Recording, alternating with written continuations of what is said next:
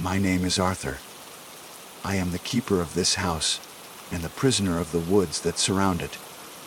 The sun bleeds out across the western ridge, staining the bellies of the clouds a bruised purple and orange.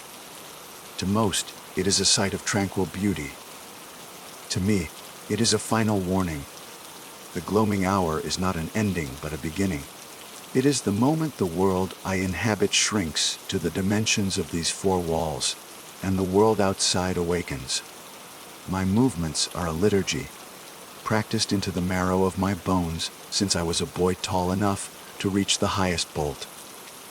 I begin at the front door. It is oak, thick as a butcher's block, and bound with straps of cold iron. The first bolt, a heavy bar of wrought steel, slides into its housing with a percussive thud that echoes through the foyer. I can feel the vibration in the floorboards, a resonant tone of finality. The second, a newer addition my grandfather installed, is a complex mechanism of interlocking gears that requires a specific sequence of turns. It groans in protest, the sound of metal grinding against metal, a complaint against the pressure already building from the other side. Not a physical pressure, but something heavier, a pressure of intent. From there, I move through the ground floor in a counter-clockwise pattern, a path worn into the floor by the feet of my father and his father before him. Each window is shuttered with heavy, louvered wood that blocks the last vestiges of light. Then, the curtains are drawn, thick, crimson velvet, lined with a material that feels like canvas and smells of dust and something acrid, like old smoke. The salt lines, a fine, crystalline powder poured into narrow grooves carved into every windowsill and threshold, are inspected. Any breaks in the line, any disturbance from a draft or the settling of the old house must be mended. It is a tedious, exacting process. A single gap is an invitation. The final and most crucial step of the physical ritual is the veiling. Every reflective surface must be covered. The grand, age-spotted mirror in the hallway is draped in a sheet of black velvet, its weight muffling the very air around it. The glass on the grandfather clock, the small shaving mirror in the downstairs washroom, even the polished silver teapot on the sideboard, all are blinded. A glimpse is a summons. That is what the ledger says. It is not a superstition, it is a law of physics in this place. With the house secured, the silence it holds changes. It deepens, becoming a presence in itself, a heavy blanket that smothers sound. Outside, the woods are never silent. There is the rustle of unseen things, the snap of a twig, the low moan of wind through the ancient pines. But inside, there is only the frantic beat of my own heart and the creak of old timber settling for the night. My work is not done. I retreat to the study, the heart of the house, where the fire is always kept alive, even in the height of summer. On the great mahogany desk, beside a flickering oil lamp, lies the ledger. It is a monstrous thing, bound in cracked, blackened leather, its pages thick and yellowed with age. Its spine is reinforced with the same iron as the door. This is the source of our family's curse, and its only grim salvation. It is our memory, our guide, our jailer. I open it to the first page. The ink is faded, the script an elegant, looping cursive I can barely decipher. It is the hand of my great-great-great-grandfather, the man who built this house on land that should never have been disturbed. He wrote of the beauty of the valley, the pristine wilderness. His early entries are filled with hope. Then the tone shifts. He writes of unease, of being watched, of his tools going missing only to reappear in impossible places. He writes of his wife hearing whispers in a voice that was almost, but not quite, her own. Then the rules begin. They are not presented as a neat list, but scrawled in the margins, inserted between panicked entries, refined over generations of terror. Each rule is a scar, a lesson learned in blood and madness. Upon sundown, All doors must be bolted from within. No exceptions. My father's hand, this one. A terse, angry script, written the year after my older sister, Clara, vanished. She had stepped out onto the porch for just a moment, chasing a firefly. The door had not yet been bolted. All reflective surfaces are to be covered between dusk and dawn.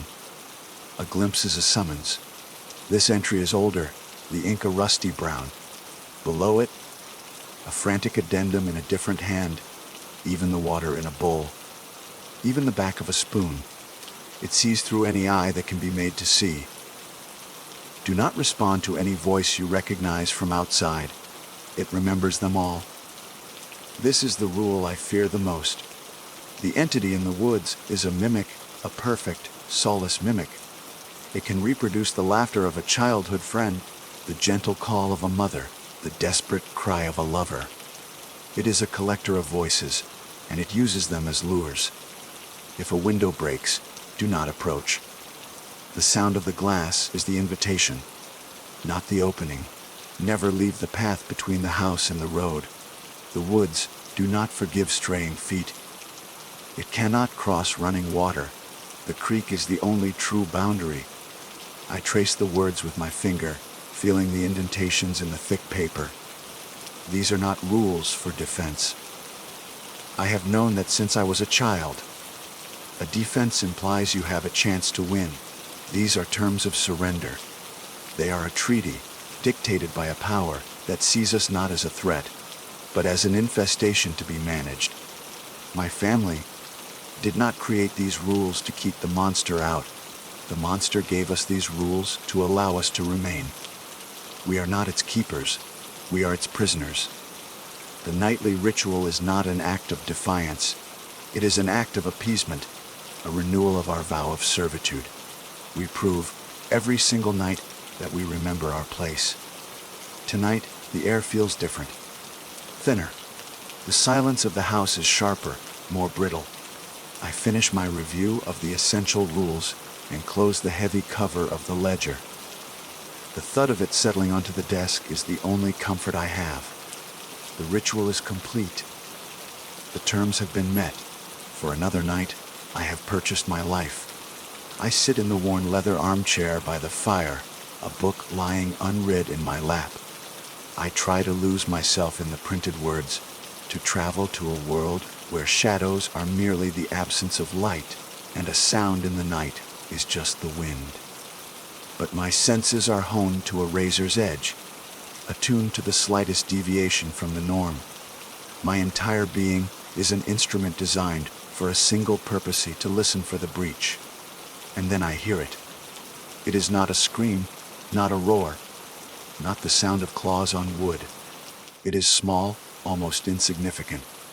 From deep within the woods, piercing the low hum of the night, comes the call of a mourning dove. It is a gentle, melancholic sound.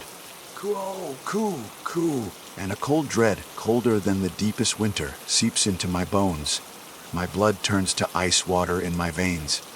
The book slips from my numb fingers and falls to the floor with a soft thump. Mourning doves are not nocturnal, and they do not call in the dead of autumn. The sound comes again, a perfect, lyrical replica of a creature that should be silent and sleeping. It is a question, a test.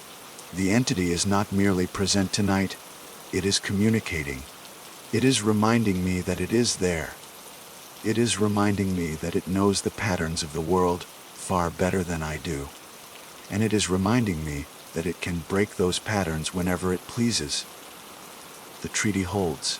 But tonight, for the first time in years, something has pushed against its boundaries, just to see if they will bend. The out-of-season bird call was only the beginning. In the nights that followed, the pressure of intent from beyond the walls intensified, becoming a palpable, suffocating force. The entity was no longer content to simply exist at the periphery of my awareness. It began to actively probe the perimeter, not with brute force, but with a terrifying, insidious intelligence. It was searching for loopholes in the treaty. The rules, our family's grim gospel, were written by human hands. They are bound by the limitations of language, by the imprecision of words meant to describe the indescribable. And the entity, ancient and cunning, began to exploit that imprecision. The rule states, do not respond to any voice you recognize from outside. For a week, the woods were filled with them. I heard Clara's laughter, the sharp, bright sound it made when she was a girl, before the woods took her. I heard my father's stern, commanding shout, calling my name as if I had failed at some chore. These were easy to ignore, the pain a familiar, dull ache. But one night, something changed. I was in the kitchen, washing the single plate from my solitary dinner, when I heard it. A soft, gentle humming. It was the lullaby my mother used to sing to me when I was sick, a simple, tuneless melody that had always meant safety and comfort. My hands froze in the greasy water. The sound was not coming from outside. It was coming from inside the house. It seemed to emanate from the far end of the darkened central hallway, a thin, ethereal thread of sound weaving through the oppressive silence. My heart hammered against my ribs. I stood paralyzed, every instinct screaming at me to investigate, to call out, to find the source of that beloved, impossible sound. But the rule, the spirit of the rule, held me fast. The voice was not technically from outside, but it was not of the house. It was a trespass, a violation of the sanctum, and it was designed to break me. I closed my eyes, gripped the edge of the stone sink until my knuckles were white, and forced myself to remain silent. The humming continued for nearly an hour, a relentless psychological assault, before fading as if it had never been. This was the new pattern. The attacks were no longer confined to the world beyond the walls. The entity had found a way in, not in body, but in influence. Shadows thrown by the firelight would stretch and twist into unnatural forms in my peripheral vision, snapping back to normal when I turned to look directly. Doors I had just closed would be found slightly ajar. A book left on the desk would be on the floor, its pages open to a passage about loss or madness. These were small things, subtle displacements of reality designed to fray the edges of my sanity, to make me doubt my own senses. It was a campaign of attrition, and it was working. The humming of my mother's lullaby had broken something loose in my memory. The past, which I keep locked away in a dark, quiet room in my mind, came flooding back. The entity's new tactics were dredging up the ghosts of its old victories. I remembered my mother in her final years. After my father and Clara were gone, she was never the same. She didn't wither from a specific illness, but from a slow, creeping despair. The entity had focused on her. It never touched her, but it tormented her relentlessly. It would whisper her name from empty rooms. It would rearrange her sewing kit, leaving needles spelling out Clara's name. It would leave single, perfect white flowers on her pillow, the kind that grew only in the deepest, most inaccessible part of the woods. It was a death by 1,000 cuts to the soul. She eventually faded into a silent, hollow-eyed woman who spent her days staring at the shuttered windows.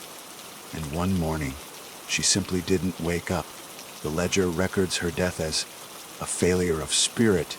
The lullaby brought her back to me, and with her, the others. I saw my father, a strong, pragmatic man who believed every problem had a physical solution. He was a hunter, and he knew the woods better than any man alive, but he didn't understand them. One autumn afternoon, he saw a magnificent buck at the edge of the property, larger than any he had ever seen, with a rack of antlers like a thorny crown. But there was something wrong with it. Its legs seemed to bend at an unnatural angle, and its eyes, he later told my mother, were too intelligent, too human. It stared at him, a clear challenge, before turning and trotting into the trees. The rule is clear: never leave the path. But my father's pride, his identity as a master of the woods, was insulted. He grabbed his rifle and gave chase. He never returned. We found the rifle a week later, leaning against a tree just a few yards off the path, untouched. Of him, there was no sign. The woods had simply absorbed him. His transgression was not just leaving the path. It was the arrogance of believing he could conquer the woods, that he could treat its master as common game, and Clara, my sweet, vibrant sister, her loss was the most direct, the cruelest lesson in the rules. It was a warm summer evening. Our parents were inside, arguing in low, tense voices. The pressure of this place was already wearing them down. Clara and I were on the porch. She was 10, I was 7. She heard a voice from the tree line, the voice of her best friend, Sarah, from the village. "Clara, come see what I found," it called, full of excitement. I felt a primal fear, a coldness that had nothing to do with the temperature. I grabbed her arm. "Don't," I whispered. "That's not Sarah." But she laughed, pulled her arm free, and ran down the steps. "I'll be right back," she called over her shoulder. The voice called again, leading her away from the path towards the creek. That was the last time I ever saw her. The entity had used her love, her trust, as a weapon against her. These memories, reawakened and sharp as broken glass, left me reeling. The entity was using my own history, my own trauma, as its new playbook. I felt a desperate need to act, to fight back, to reinforce my crumbling defenses. The ledger was filled with more than just rules. It contained diagrams of old wards, recipes for protective ungoance, and instructions for rituals of binding. Most were archaic, their ingredients lost to time, but I found one I could attempt. A ward of binding, requiring iron filings, salt from a running stream, and ash from an oak tree struck by lightning to be mixed into a paste and painted in a continuous line across the inner lintels of every door and window. It took me an entire day to gather the materials. The lightning-scarred oak stood perilously close to the edge of the woods, and I felt 1,000 unseen eyes on me as I scraped ash from its hollowed trunk. That night, with the house locked and veiled, I performed the ritual. I painted the gritty, black paste over every entrance, my hand shaking as I chanted the archaic words from the ledger. When I was finished, a strange sense of peace settled over me. It was the first proactive thing I had done in years. I had not just appeased, I had fortified. I sat by the fire, exhausted but hopeful. For an hour there was nothing. The silence was pure, clean. Perhaps it had worked. Then a soft, scratching sound began at the front door. Scrape, scrape, scrape. It was a slow, deliberate rhythm. I crept to the door, my ear pressed against the cold oak. The scratching stopped. A moment later, I heard a new sound. A faint, metallic tinkling. It was coming from the study. I rushed back to the room, and my blood ran cold. The small brass bell on the desk, the one my mother used to call for tea, was levitating a few inches in the air, ringing softly. As I watched, it floated across the room, and then dropped to the floor with a clatter. My ward had worked. I had successfully reinforced the physical boundaries of the house, so the entity had simply ignored them. It had reached inside with its will and touched something that was already there. My defense was meaningless. My hope turned to ash. It was a demonstration of power so absolute, so contemptuous of my meager efforts, that all I could do was stand there and tremble. It was telling me, in no uncertain terms, that this was its house. I was just permitted to live in it. I looked out the window, at the impenetrable wall of black that was the forest. I was not being watched by a creature that lived in the woods. I was being watched by the woods themselves. The house was not my fortress. It was a wound in the flesh of a vast, ancient, and hostile intelligence, and my family, for generations, had not been defenders. We were the irritant. The entity's actions were not random acts of malice. They were the slow, methodical, and patient process of an organism trying to heal itself by destroying the infection within. The failure of the ward sent me spiraling into a state of despair. I hadn't known since the weeks following my mother's death. Hope is a dangerous thing in this house. It is a weakness the entity can sense and exploit. My pathetic attempt at defiance had only served to provoke it to invite a more intimate and terrifying form of contempt. I was a mouse in a cage, and my struggles only amused the cat. Driven by a fear that gnawed at the edges of my reason, I turned back to the ledger. If my defenses were useless, then knowledge was my only remaining path. I had to understand the nature of my jailer. I had spent my life obeying the rules laid down by my ancestors, but I realized I knew very little about the conclusions they had drawn, the theories they had formed in the depths of their own terror. I began to read the ledger not as a rule book, but as a fragmented, multi-generational speech in praise of the monster, a testament to its power and its horror.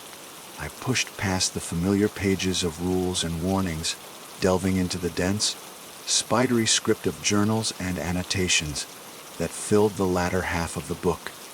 The entries were a cacophony of fear, a chorus of damned souls, all singing the same terrible song. What I found was not a clear description of a single being, but a horrifying mosaic of contradictory and impossible attributes, as if each generation had only been able to perceive one facet of a thing too complex for the human mind to grasp. My great-grandfather, a man of science and logic, described a biological anomaly. It moves with a gait that defies anatomy, he wrote in his precise, analytical script. I observed it from the attic window during the great snow of '08. It is gaunt, unnaturally tall, and its limbs possess a secondary joint, allowing it to fold in upon itself like an insect. It is not a beast born of this world's evolution. It is a thing of flawed geometry. It reminds me of the tales the old settlers told of the knot deer, a creature that is an imitation of life, but poorly made. His wife, my great-grandmother, a woman of deep faith, wrote of something else entirely. Her entries spoke not of a physical creature, but of a spirit, a genius loci bound to the land. The woods breathe. She wrote in a shaky, prayerful hand. This house is a thorn in its side.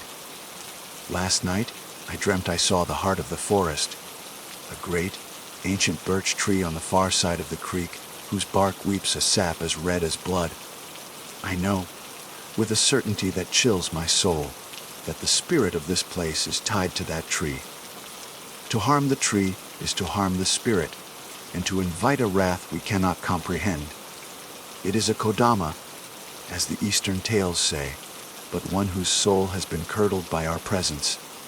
And my grandfather, a man broken by the war, and given to drink and dark moods, described its most terrifying ability, its voice.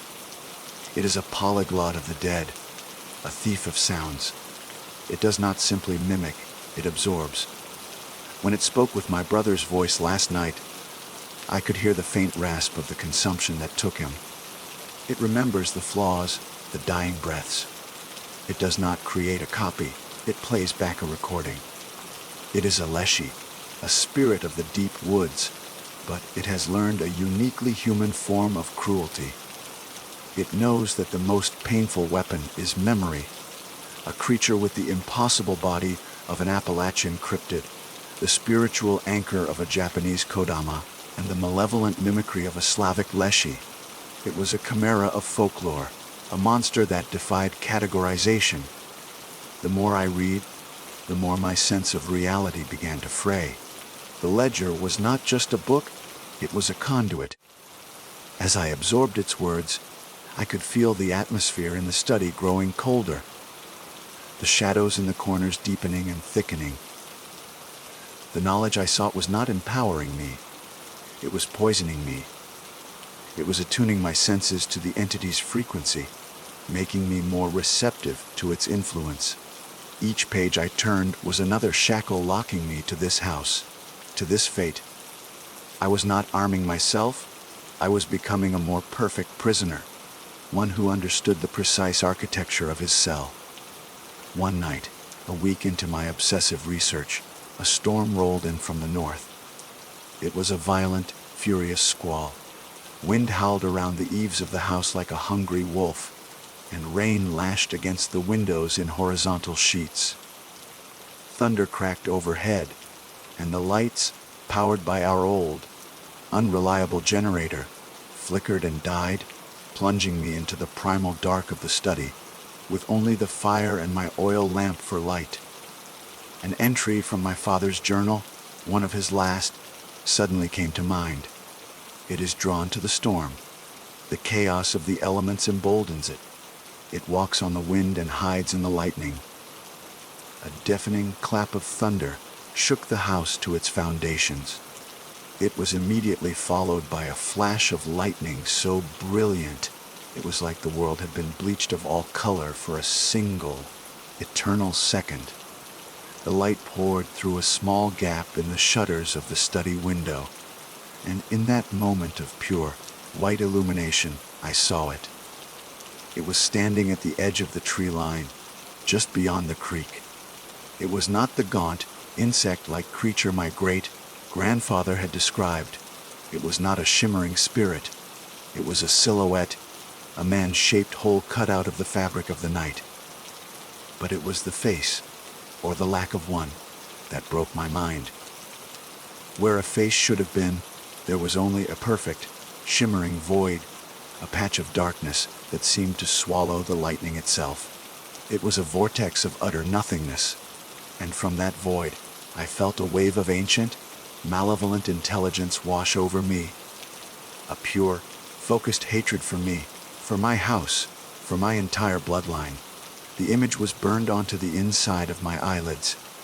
The next flash of lightning revealed nothing but the rain-swept trees. It was gone.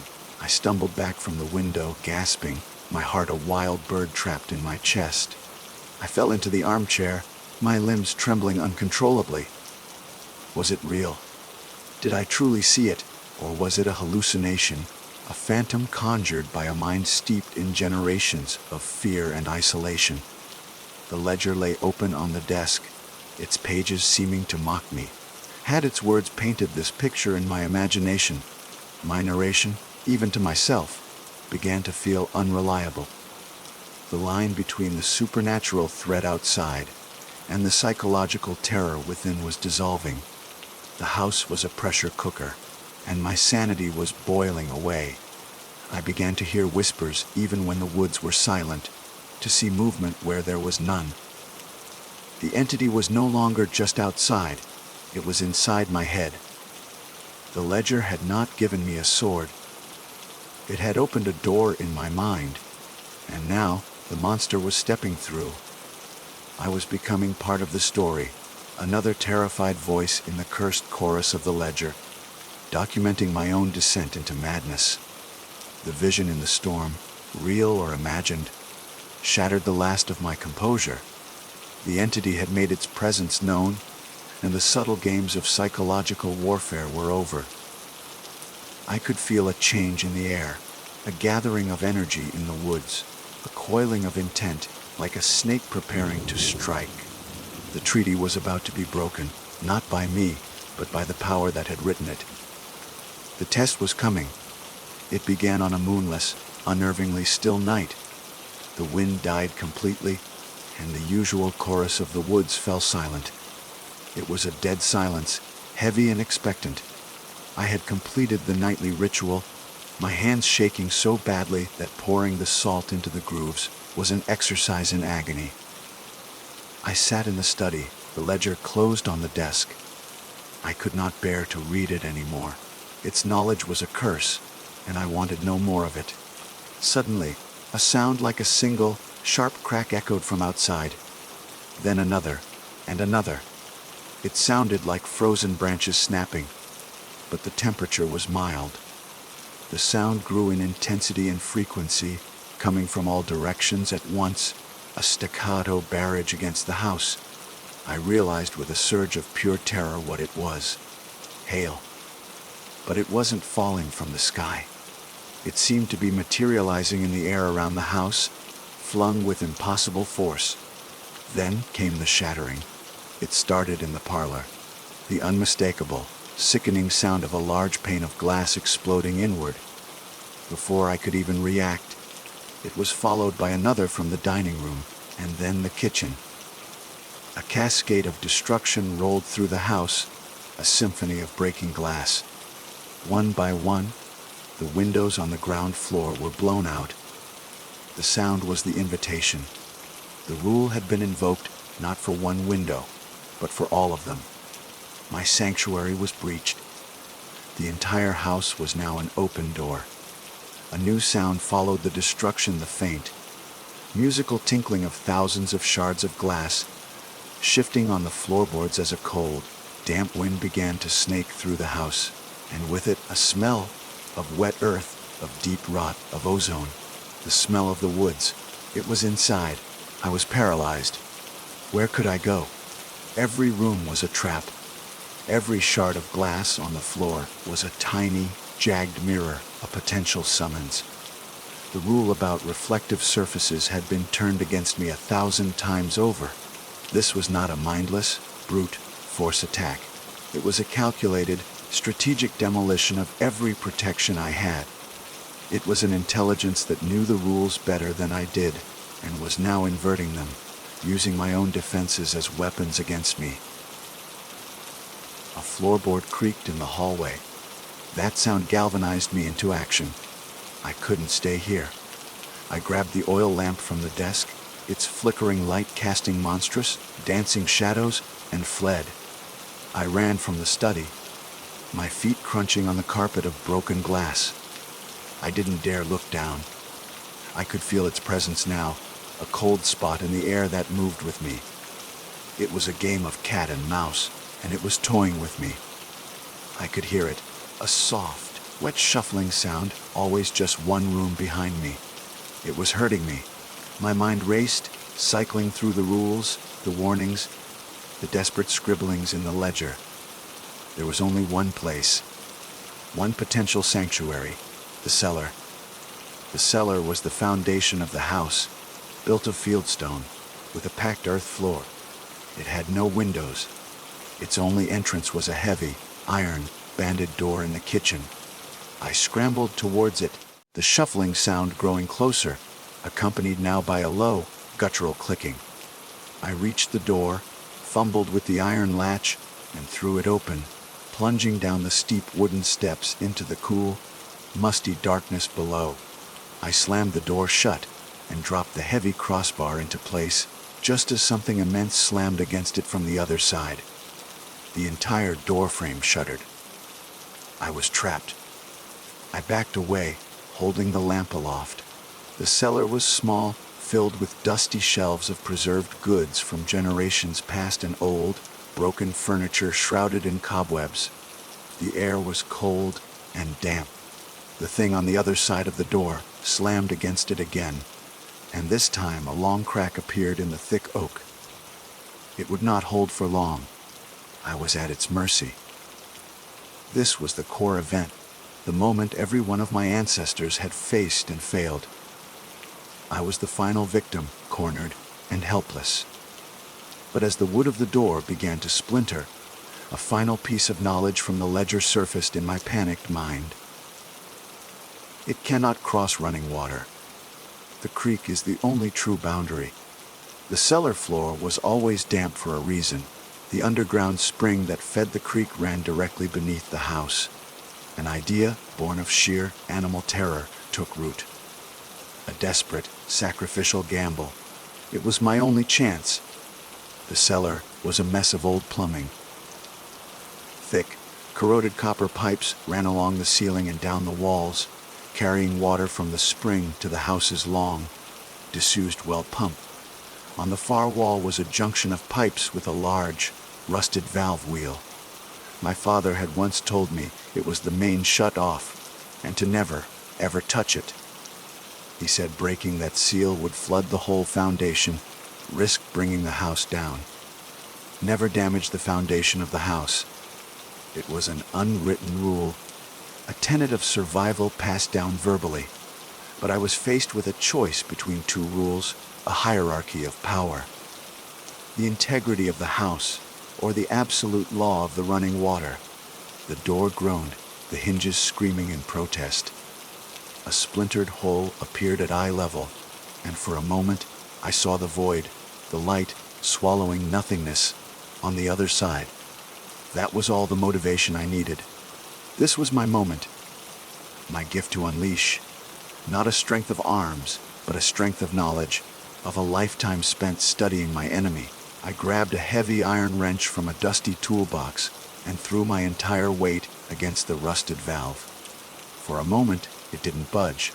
The door splintered again. I cried out, a raw, desperate sound, and heaved again. With a shriek of tortured metal, the valve turned. There was a deep, groaning sound from within the pipes, a sudden surge of pressure, and then a deafening explosion. A joint near the valve burst, and a torrent of icy, crystal clear water erupted into the cellar. It hit me with the force of a battering ram, knocking the lamp from my hand, plunging me into absolute darkness. The water was shockingly cold, stealing my breath. It rose with terrifying speed, swirling around my ankles, then my knees, then my waist. I scrambled onto an old wooden crate as the cellar filled. The pounding on the door stopped. I heard a sound from the other side, a high, keening shriek of fury and frustration. It was a sound of thwarted rage. The water rose to my chest. I was shivering violently, my teeth chattering. I had to cling to the ceiling pipes to keep my head above the surface. The water was a churning, moving barrier. It was, for all intents and purposes, running water. My gambit had worked. The entity could not enter, but I was still its prisoner, trapped in a flooded, lightless tomb, submerged in freezing water, with a being of impossible power waiting for me on the other side of the door. All I could do was hang on, pray the barrier held, and wait for the dawn. Survival was not victory. It was merely the postponement of defeat. And as the hours crawled by in the freezing dark, I began to understand that the entity wasn't just testing my ability to survive. It was testing my worth. It was testing my understanding of the system. And in my desperation, I had just given it the correct, terrible answer. The night was an eternity spent in the freezing, black water. My consciousness ebbed and flowed, my body numb, my mind a haze of shivering and fear. The only thing that kept me anchored to reality was the silence from beyond the cellar door. The shrieking had stopped, replaced by the profound stillness of a predator that has settled in to wait. I clung to the pipes, my strength failing, and drifted in and out of a hypothermic stupor, dreaming of a silent forest and a face made of nothing. I was awakened by a faint, gray light. It was filtering through the cracks in the cellar door, a pale, watery illumination that seemed impossibly beautiful. Dawn. The first rays of the sun were touching the house. As the light grew stronger, I felt a change in the atmosphere. The pressure, the weight of malevolent intent that had been pressing down on the house all night lifted. It did not fade, it vanished, as if a switch had been thrown. The woods were quiet. The entity was gone. I had survived. A wave of giddy, incredulous relief washed over me, giving me a final burst of strength. I let go of the pipes and half swam, half stumbled through the chest, deep water to the stairs. The crossbar on the door was swollen with water, but I managed to lift it. The door swung open with a groan, releasing a cascade of water into the kitchen. The sight that greeted me was one of utter devastation. Every room was a wreck of shattered glass, overturned furniture, and damp, decaying leaves that had blown in during the night. The morning sun streamed through the broken windows, illuminating dust motes dancing in the air. It looked like a mundane, if severe, case of storm damage. In the clean light of day, the terror of the night seemed distant, almost dreamlike. The woods outside were just woods, a collection of trees, silent and still, stripped of their nocturnal menace. I felt a surge of triumph. I had faced the monster at its worst, and I had won. I had used its own rules against it and forced it to retreat. I was free.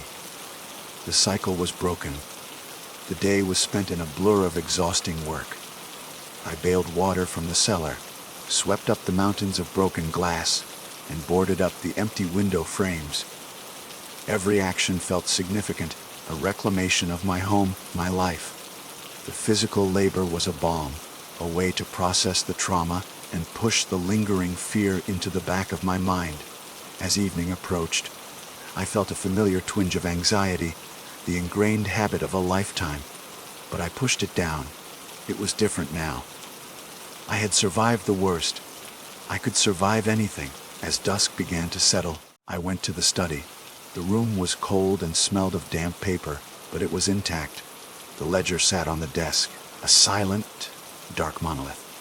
My final task, I decided, was to record the events of the previous night. It was my duty to document my victory for whatever poor soul might come after me. Though I prayed none would, I would record how the rules could be bent, how the entity could be fought. My entry would be one of hope. I opened the heavy leather cover, and I froze. There, on a fresh, clean page near the back of the book, was a new entry. The ink was a deep, stark black, and it was still faintly damp. It was written in a hand I knew as well as my own, for it was mine. Every loop, every sharp angle, every precise stroke was my own handwriting, but I had no memory of writing it. I read the words, and the triumphant, fragile world I had built for myself over the course of the day crumbled into dust. The house must have a guardian. The woods must have a voice. Do not try to leave. You would only take us with you. It was not a warning. It was a contract, a promotion. My desperate act of survival, of flooding the cellar, had not been an act of defiance. It had been the final part of my initiation. I had proven I understood the deep magic of the place, the hierarchy of its laws. I had proven I was capable of making the necessary sacrifices to maintain the boundary. I had not defeated my jailer. I had proven myself worthy of the job. A piece of jagged glass lay on the floor near my feet, a remnant of the night's assault. I bent down and picked it up, my movements slow and robotic. I stared into its reflective surface, at the stranger looking back at me. My face was pale and gaunt, my eyes wide and dark with a knowledge that was not entirely my own. And then, for a single, heart-stopping moment, the reflection shifted. The face looking back was not mine. It was elongated. The eyes were hollow pits of shadow, and the limbs, visible in the periphery of the reflection, seemed unnaturally long, bending at impossible angles. It was the silhouette from the storm, the flawed geometry from the ledger. I was looking at my own face, and I was seeing the monster within. I had not banished it. I had absorbed it. Or it had absorbed me. The distinction no longer mattered. I had passed the torch, or rather, the torch had been forced into my hand. My survival was not freedom. It was damnation. An eternal prison sentence, not as a victim, but as the warden. I dropped the shard of glass. It shattered on the floor, creating a dozen new eyes to watch me. The sun had set. The gloaming hour was here. Slowly, deliberately, I stood up and walked to the front door. My movements were a liturgy, practiced into the marrow of my bones. I slid the heavy steel bolt into place. The sound it made was not a sound of finality, but of acceptance, of belonging. The strangeness was no longer in the woods outside my house. It was inside me. and the rules were never about staying safe. They were about ensuring the succession